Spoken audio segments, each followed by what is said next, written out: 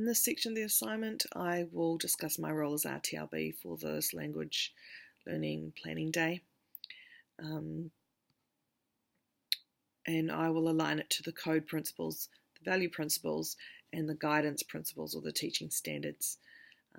Both the teacher and the SENCO and myself would have all been following our code, our standards, but I'm going to just discuss my role as RTLB and try and align it with the principles of RTLB within our codes, our standards as much as possible. Before the meeting was conducted for this particular hui, I had already collected and analysed data for the student using an ecological approach. So my observations in the classroom helped my understanding of this child's relationship between himself, the teacher and his peers. I'd also meet with whānau and try to gauge a better understanding of his relationships with his siblings and his parents.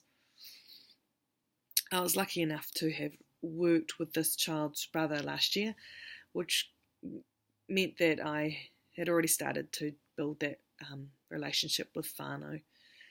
Although this was the first time I had met his mother. The process of the hui involved collaborative planning with 4 interprofessionals, SENCO teacher, myself and SLT, and actually teacher aide. I'm also going to include the mother as a professional here because she has the most knowledge of her son. And I see she also had the most knowledge around his heritage and his cultural identity. The outcome of the hui meant that the goals were not just set around language learning, which was the speech language therapist focus, but also on participation and belonging in the classroom, which was my focus as RTLB. So the outcome was that he had a goal around language learning. He also had a goal around participation and belonging in the classroom, coming down to the mat and being part of that class at least once a day, which at that point he currently wasn't doing. The reason that was my focus was really to kind of continue to promote that principle of inclusiveness and to really focus on having that respectful, supportive workplace culture. Where to next? In terms of the commitment to the teaching profession, I really feel if I had been facilitating this meeting, I would have focused on the diversity of his cultural heritage and his identity as Māori. Perhaps even with just how we started the hui and ended the hui, having time for whanaka whanaungatanga and just making connections at the beginning. It might have broken the ice, and particularly for whānau, I think that it's important because they are walking into a room where there are a lot of professionals there, and that gives them that time right from the beginning to make some connections and share their story. My commitment to the learner was that I had collected student voice as part of my data collection, again with that ecological approach, and I wanted to make sure that was included in the plan. I knew his strengths based on my observations. I also encouraged the mother to share her knowledge of his strengths, which for this case was around drawing in particular because he was quite non-verbal. And we discussed that and how we can incorporate that into the actions of this plan. It also talked about removing any barriers, so his barrier being around language and expressing himself. We came up with ideas of how we could remove that barrier, so actions were put in place around using visuals and things like that in the classroom. I really was aware of using positive language and talk around his learning needs and around his next steps, and I can confidently say I feel all the professionals in the room were using this positive language. Again, next steps would be definitely that focus about learning about his heritage and his history. I knew a little bit of it knowing the family. I know they come from up north. They're going back and forth there a lot, but this wasn't brought up at the hui. And I later found out that the SLT is also Māori, and that could have been time for them perhaps to make some connections, or even me to make connections with my iwi. So again, I'm just linking it back to what I would have done next time. Commitment to the whānau. They were involved in the planning process. Their voice was actively added into the plan, and really carefully considered. There was a lot of open and honest discussions about his childhood and the difficulties he'd had around his language acquisitions and the trauma the family was currently going through, which was helpful. And me personally, I was just focusing on taking precautions to protect any confidential information that was shared, and always ensuring that the whānau's mana is intact. To me, that's really important. And where to next in terms of this would be actually to get some feedback from whānau about the process and about what they might have done differently, or what they might want next time, or what they thought was important as part of the hui. My commitment to society is about knowing and understanding United Nations conventions of the rights of the child. This didn't come up in the hui. I'm not sure that it would have been appropriate, but it's always good to reflect on it or share that, around inclusion and the right to education, especially if, in particular for this case, the school had been sending him home quite often through the week. 2 to 3 times a week he was going home early. So I guess even though he is enrolled at the school, there is that issue around attendance. And this could have been a time to bring that up if we are looking at the commitment to society. And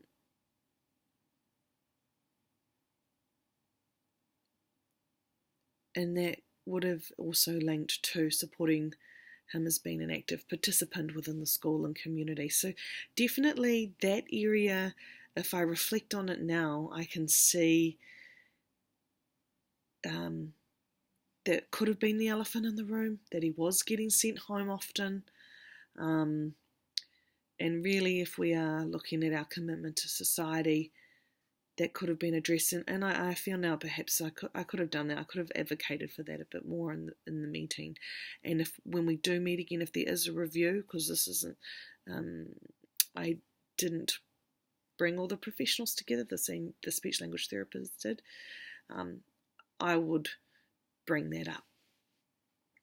When I'm looking at the values of our code, our standards, whakamana, empowering all learners to reach their highest potential,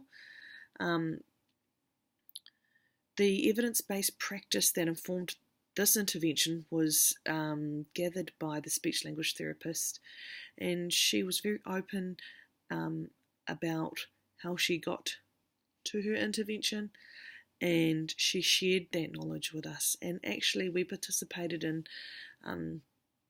being learners at the time and looking at the different developmental milestones of language acquisition, which I didn't know about, and felt really privileged to learn that information and be learning alongside whānau at the same time. It took away some of that power balance because I didn't know all the answers and we were learning them together, as well as the teacher. So I felt that this hui gave the teacher, myself and whānau an opportunity to know how we can support this student to achieve at his highest potential where he currently was.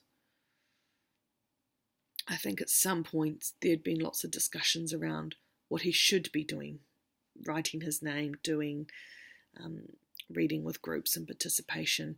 And once we peeled it back and looked at where he was, we could see where his next steps really were for where he currently was at in his language acquisition. So we were then able to help him to achieve his highest potential instead of that sense of failure which he currently was having in class.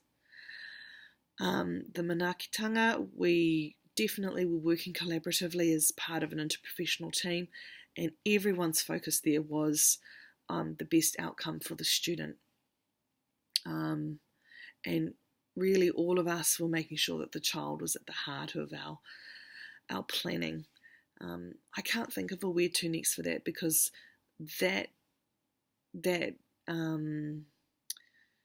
learning environment within the hui was really clear, and so I'll continue to think about where to next. But I think with the whakamana, just going back to that,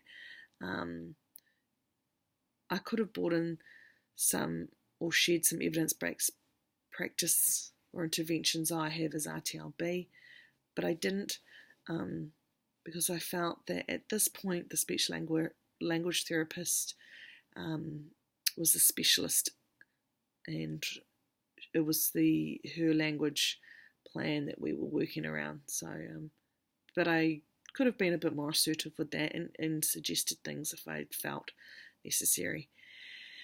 The pono, showing integrity by acting in ways that are fair, honest, ethical and just. That again was a value that worked through the entire hui. And whanaungatanga, as I mentioned, wasn't really addressed. The cultural responsiveness for the whānau, that was an area that definitely could have been worked on.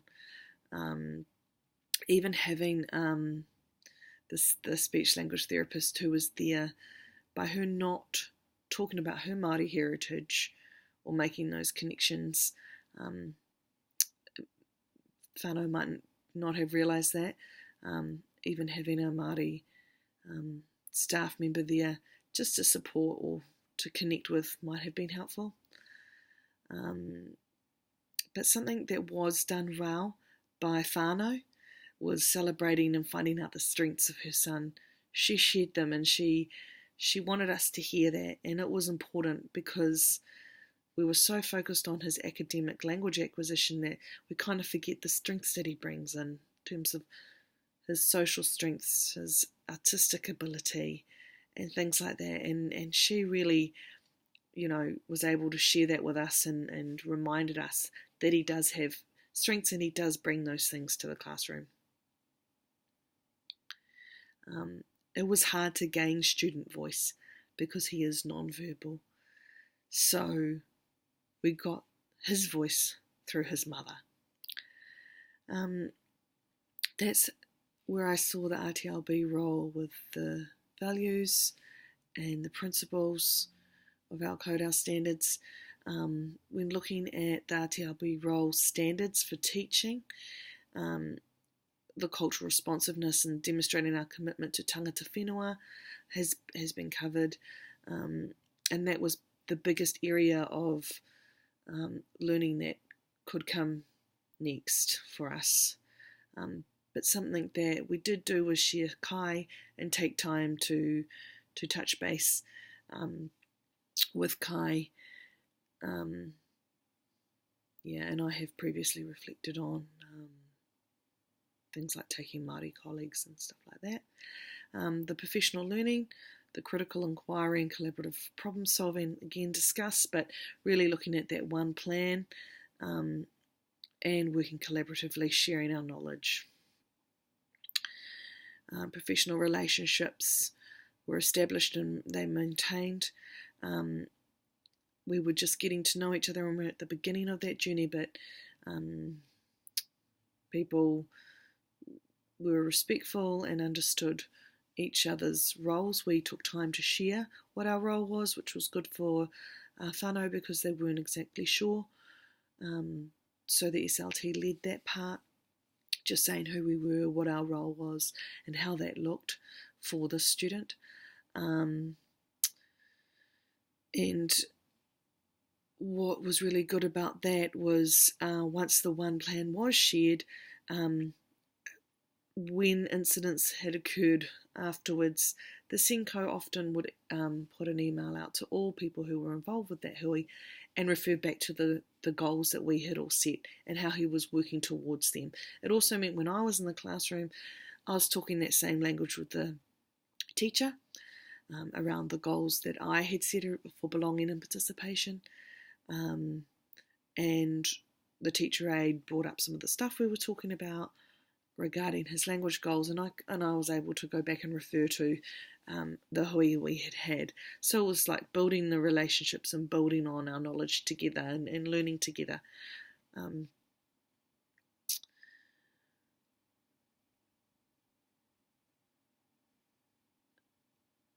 If I looked at the Design for Learning standard,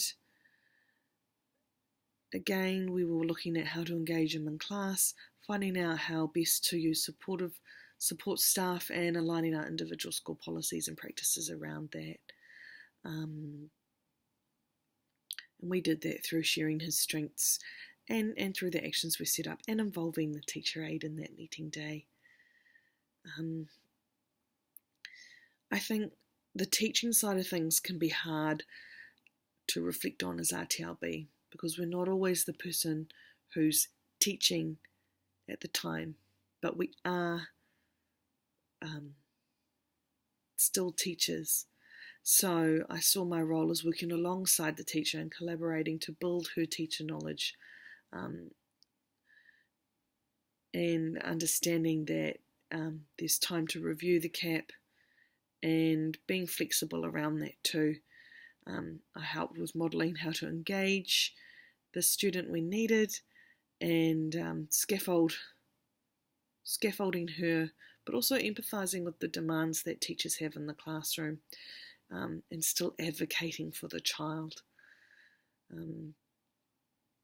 Sometimes, and some days, it was a case of just realigning that teacher thinking to a strength-based approach, which is the RTLB principle that we follow, and it is about supporting teachers, supporting whānau, and advocating for the child. So that's kind of how I saw my role in this particular meeting. I wasn't facilitating it, I was participating within it and actively working on the outcomes of the goals that were set. Kia ora.